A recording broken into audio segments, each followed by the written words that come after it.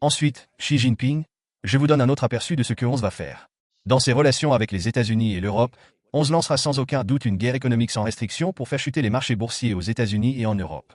Il va plonger le public dans la misère, et les gens se retrouvent dans l'incapacité de rembourser leurs prêts d'automobile. Il est également possible qu'un autre virus soit libéré.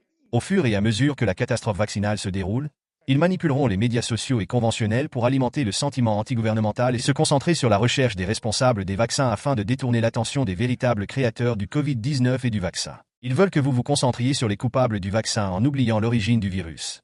Ils s'attaqueront ensuite à l'économie occidentale.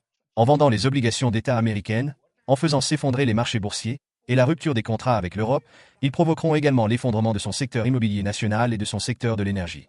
Créer des problèmes à Hong Kong. Le PCC apportera au monde de terribles nouvelles les unes après les autres. Les marchés de capitaux occidentaux reposent sur la confiance. Lorsque la confiance s'effondre, le marché s'effondre. Profitant de cette situation, ils lanceront une attaque éclair contre Taïwan et faire de Hong Kong une plaque tournante du renseignement international et un centre de blanchiment d'argent.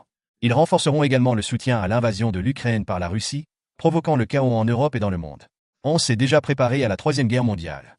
Si les États-Unis s'engagent pleinement dans la mer de Chine méridionale et à Taïwan, ils utiliseront des armes nucléaires stratégiques et je pense qu'ils n'hésiteraient pas une seconde. Ils ne veulent même pas négocier, ils ont l'intention de frapper les porte-avions américains. C'est ainsi que les choses se passeront. Ensuite, je pense que 11 participera à la réunion du G20 en Indonésie. S'il part, l'influence du PCC en Asie s'en trouvera accélérée. Je pense que 11 s'envolera ensuite pour l'Arabie Saoudite. Il se rendra certainement en Arabie Saoudite pour promouvoir la RMBisation du pétrole. Il prévoit de le légaliser, de promouvoir pleinement le yuan numérique et de s'attaquer au dollar américain. Après la réunion, nous pourrons voir ce que le PCC va promouvoir. Ils ont trouvé un imbécile pour parler des réminiscences de la révolution culturelle. Nous avons produit des dizaines de milliers de livres de céréales par acre, et nous avons même cultivé du riz sur des montagnes. Notre rendement le plus élevé par personne est de 800 kg par acre. Alors, que verrez-vous? Dans le secteur financier, ils parleront de RMB numérique et de se vendre de leurs réserves d'or, affirmant qu'elles sont parmi les plus importantes au monde. Tout cela fait partie du plan. On se rendra ensuite à l'hôtel Jingxi pour une réunion militaire. On se fera l'éloge de Li Keqiang et des personnes évincées en les qualifiant de nobles et de grands esprits. Dans le même temps, Shanghai, Tianjin, Shenyang et Shenzhen va intensifier les politiques zéro Covid et les mises en quarantaine. Ai-je bien compris? Cela inclut Hong Kong.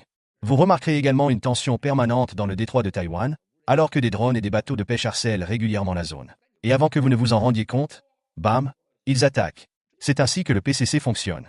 Ils défieront Taïwan encore et encore. À la fin, vous réaliserez soudain que tout est fini et que vous n'avez plus besoin d'aide. La situation est irrémédiable.